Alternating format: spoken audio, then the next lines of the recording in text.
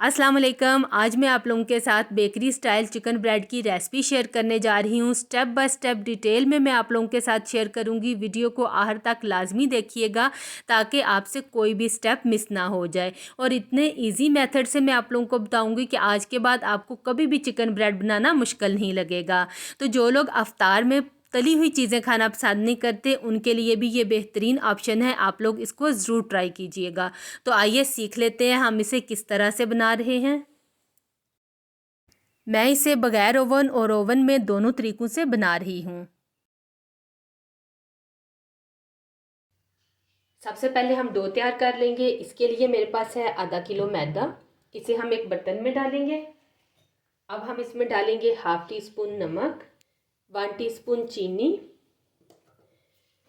अब हम इसमें डाल देंगे यीस्ट। अच्छा, बाज़ दफ़ा आप लोग मेरे से पूछते हैं कि आप कौन सा यीस्ट इस्तेमाल करती हैं, तो मैं इंस्टेंट यीस्ट यूज़ करती हूँ। इसको डायरेक्ट हम मैदे में डाल देंगे। इसे बिल्कुल भी हमें अलग से खमीर करने की ज़रूरत नहीं पड़ेगी। ये देखिए इस तरह से पैकेट में ये आता है। और ये जो साशी है ये 1 किलो के लिए काफ़ी है, इसलिए मैंने इसमें से आधा डाला है। इन चीज़ों को एक दफ़ा हम मिक्स कर लेंगे।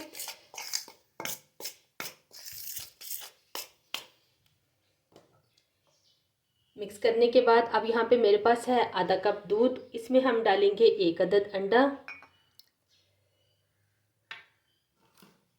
और इसे एक दफ़ा अच्छी तरह से मिक्स कर लेंगे। मिक्स करने के बाद अब हम इसको मैदे में डाल देंगे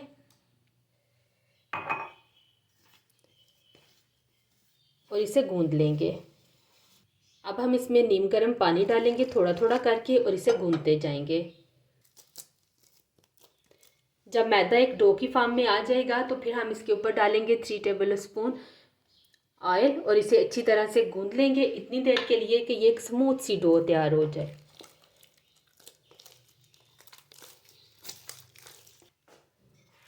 मैंने इसे 5 से 7 मिनट के लिए अच्छी तरह से गूंद लिया और ये देखें यहाँ पे हमारी एक स्मूथ सी डो बन के तैयार हो गई है।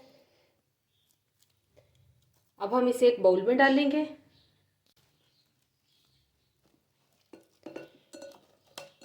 अब हम इसको कवर करेंगे और 2 से 3 घंटे के लिए रख देंगे किसी वार्म जगह पे इसे राइज़ होने के लिए। तो घर में सबसे ज़्यादा वार्म जगह आपका किचन ही होता है, तो आप इसे किचन में रख दें या फिर कपड़ों वाली कबर्ड में रख दें। ये अच्छी तरह से राइज़ हो जाएगी। अब हम स्टफिंग तैयार कर लेते हैं। इसके लिए हम एक बर्तन में डालेंगे 2 से 3 टेबल स्पून वेजिटेबल। साथ ही हम इसमें डालेंगे 1 टीस्पून अदरक लहसुन का पेस्ट और इसे हल्का सा हम सौटे कर लेंगे। अदरक लहसुन को भूनने के बाद अब हम इसमें डालेंगे बोनलेस चिकन 250 ग्राम है। इसे मैंने स्ट्रिप्स में काट लिया है।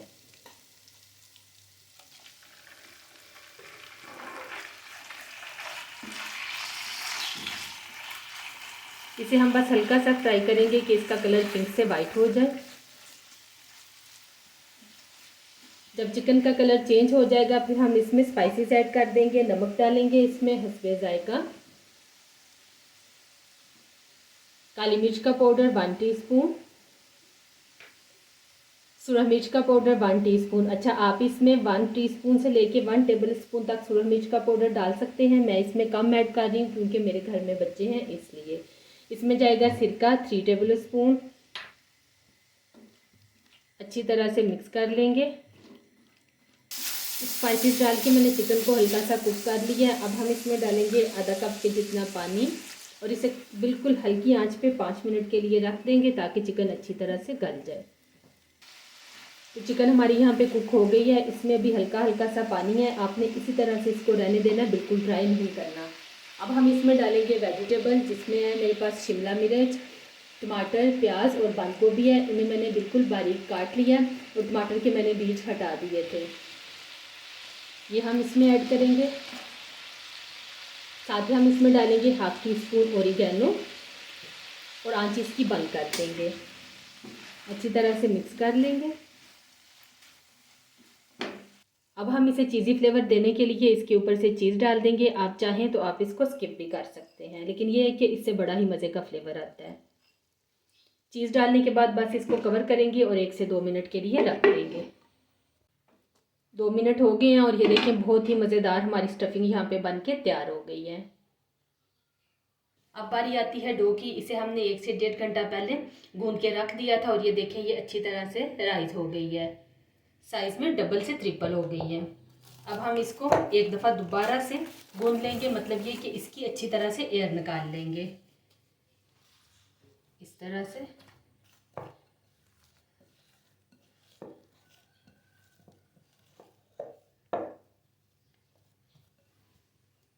एयर निकालने के बाद अब हम इसमें से आधी ले लेंगे और इसकी एक बड़ी सी रोटी बेल लेंगे।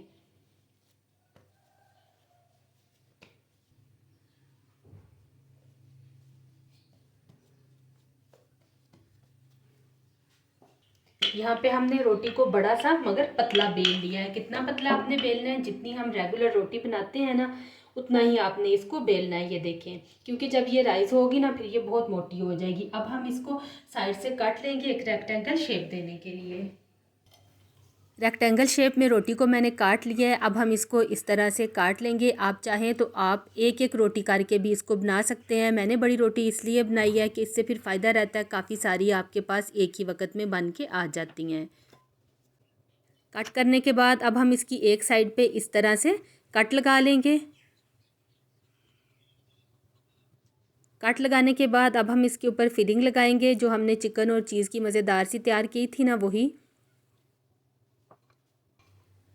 तो फिलिंग लगाने के बाद अब हम इसको रोल कर लेंगे। रोल किस तरह से करना है ये देखें। पहले हम इसको ऊपर से फोल्ड करेंगे, फिर साइडों से इसको अच्छी तरह से कवर कर लेंगे और फिर रोल करते जाएंगे। ये देखें इस तरह से, और ये इसकी शेप बन के हमारे पास आ गई है। तो आपने इन्हें जब ट्रे में रखना है थोड़ी सी स्पेस दे के आपने रखना है, क्योंकि ये भी राइस हो जाएंगी और फिर ये आपस में जुड़ जाएंगी। अब हम यहाँ पे एक अंडा लेंगे और इसको फेंट लेंगे।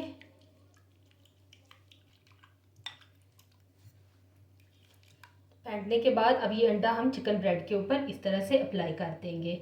इससे क्या होगा कि कलर बहुत ही खूबसूरत आएगा।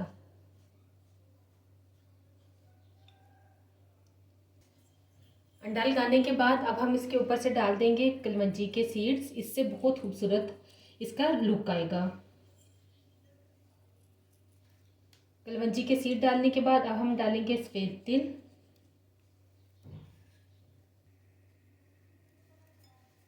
और इसके बाद हम वेजिटेबल इसके ऊपर लगा देंगे जूनियर कट करके। यहाँ पे टमाटर है मेरे पास,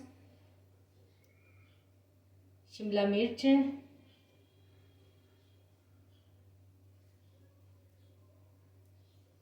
और प्याज है।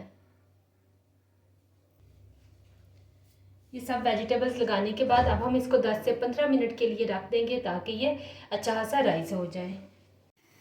अब हम इसे बेक कर लेते हैं, और बेक करने के लिए आपने हमेशा सिल्वर का पतीला इस्तेमाल करना है। अच्छा, जब आप इसको प्रीहीट करने के लिए रखें, जो कि हमने 10 मिनट के लिए रखना है, तो आपने स्टैंड भी अंदर ही रख देना है। तो अभी मैं आपको दिखाती हूँ कि हमने आंच कितनी रखनी है। इसको रख देंगे और कवर कर देंगे।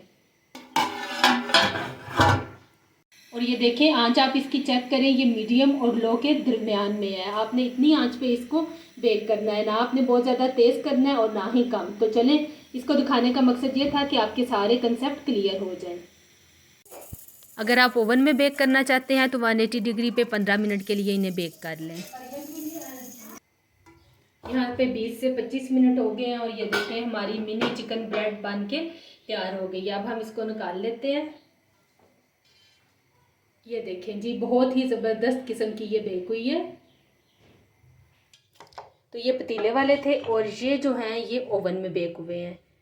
बहुत ज़बरदस्त बेक हुए हैं। आप लोग भी इसको ज़रूर ट्राई कीजिएगा और फिर मुझे फ़ीडबैक देना मत भूलिएगा कि आप लोगों ने जब बनाए तो ये किस तरह के बने। ये देखिए, और ये इसकी बैक साइड भी देखें, ज़बरदस्त।